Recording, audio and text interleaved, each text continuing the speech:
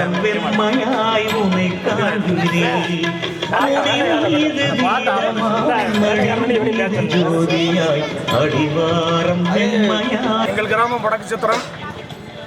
இந்த மகாசிவராத்திரி அன்று பஞ்சஸ்தலங்கள் அனைத்தையும் சுற்றி கடைசியாக வாயுஸ்தலம் செல்லும் வழியில் இடையில் உள்ளது எங்களது கிராமம். எங்கள் கிராமத்தை தாண்டி ஒவ்வொரு வருடமும் குறைந்தது ஒரு 10,000 பேர் இவ்வழியாக செல்கிறார்கள். அவர்கள் அனைவருக்கும் இடையில் மறித்து நாங்கள் இந்த டீ விருந்தோம்பலை கொடுத்து அனுப்பி கொண்டு இருக்கின்றோம். சிவகிரி ஜமீனுக்கு பாத்தியப்பட்ட இந்த கோயில் அவங்களுடைய முழு உரிமையோட அவங்களுடைய சப்போர்ட்டோட நாங்கள் எடுத்து நடத்திட்டு இருக்கிறோம்.